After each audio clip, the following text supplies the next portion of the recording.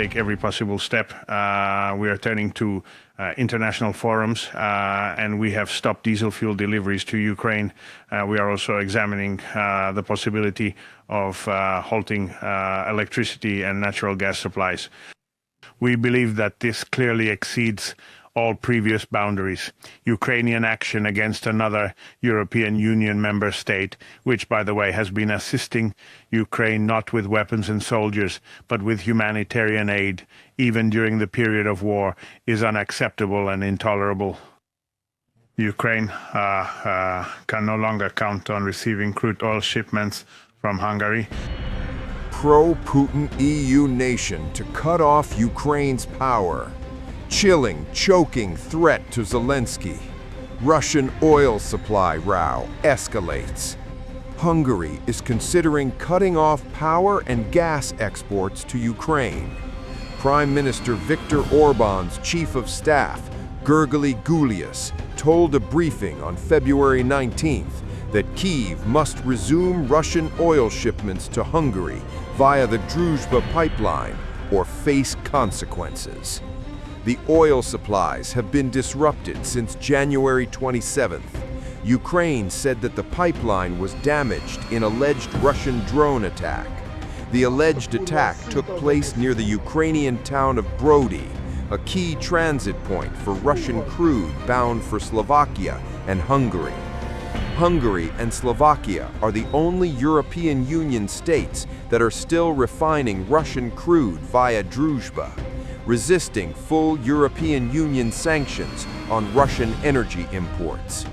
Gulyas accused Ukraine of making a conscious and deliberate decision to harm two EU member states by voluntarily halting oil flows through the Druzhba pipeline. Gulyas revealed that Hungary coordinating closely with Slovakia to consider an option of stopping power and gas shipments to Ukraine.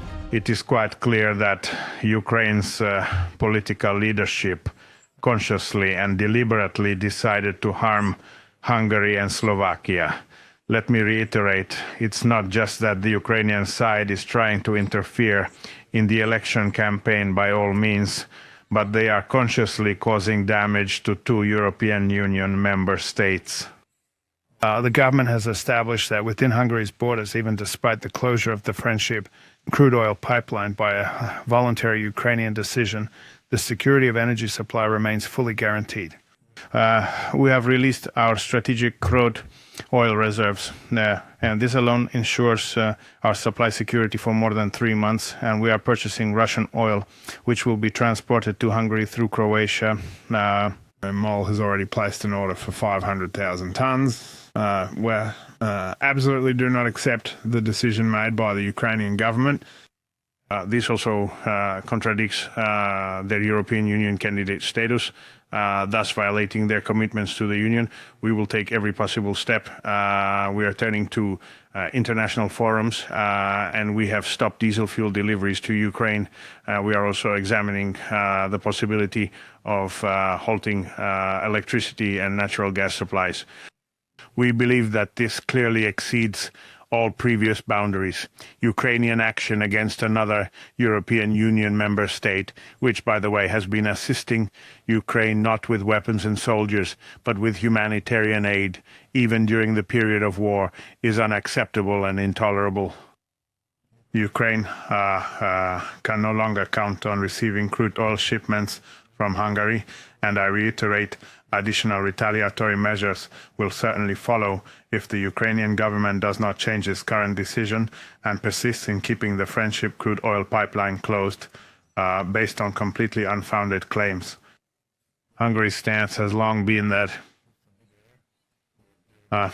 too many international bodies focus only on Ukraine and the war. It's time there was also one that deals with peace. Naturally, we see that the international order is fundamentally transforming and being reshaped. We cannot know precisely what the ultimate outcome of this will be, but it is certain that the Peace Council can play a truly significant role in establishing peace in the world's conflict-affected regions. The American administration has achieved considerable success in this respect in the Middle East and has even proven effective in resolving other armed conflicts as well. It is clearly in the vital interest of Europe and especially for Hungary that peace should be established in Ukraine as quickly as possible. Every single organization and every international initiative which actively works to promote this outcome must be given our full and unwavering support. For Hungary, membership costs nothing. It doesn't involve any financial payment obligation, but at the same time, it provides an opportunity for Hungarian interests in an important organization, one led by the President of the United States. Let's assert that Hungarian interest, which we identified and defined 4 years ago at the outbreak of the war, the achievement of the fastest possible peace. A year ago, the American administration also joined this as the Trump government had set the goal of establishing peace everywhere, and this also applied to the Russian-Ukrainian war. And therefore, we are of the firm belief that any institutional framework which actively supports these aspirations and especially prioritizes the objective of bringing an end to the Russian-Ukrainian war is certainly worthy of Hungary's full participation. Remember, Hungary and Slovakia have already suspended diesel exports to Ukraine amid the ongoing tussle. Both EU nations account for roughly 68% of Ukraine's electricity imports this month, according to consultancy Expro, with Hungary supplying about 1/3 of Ukraine's gas imports. Hungary and Slovakia have accused Ukraine of delaying a restart to flows for political reasons, and on Wednesday they announced a halt in diesel exports to Ukraine. Hungary's Prime Minister Viktor Orbán has been a vocal opponent of Ukraine's bid to join the European Union. Also, both Hungary and Slovakia have both maintained good relations with Russian President Vladimir Putin through almost 4 years of war in Ukraine, despite pressure from the United States and fellow EU member states. The pressure is immense and is going on us, so not just from the Ukrainian side, but also from Brussels. They are tightening both jaws of the pincer, aiming to force Slovaks and us into a pro-war stance. And this pressure, it's increasing. This isn't always tasteful. It's certainly not polite, sometimes quite crude, even outright vulgar, especially the rhetoric that's coming from Kyiv, but the statements from Brussels aren't really much better. We simply have to tolerate this situation, so we are left with two distinct possibilities. Either we cannot withstand this constant pressure. Do we give up our stance for a pat on the back joining the pro-war camp, or do we stand firm and declare we'll stay out of this? And if we want to stay out, then we must stand on our own feet. Then we must say no to Brussels. We must be able to say no to Brussels. We must show strength.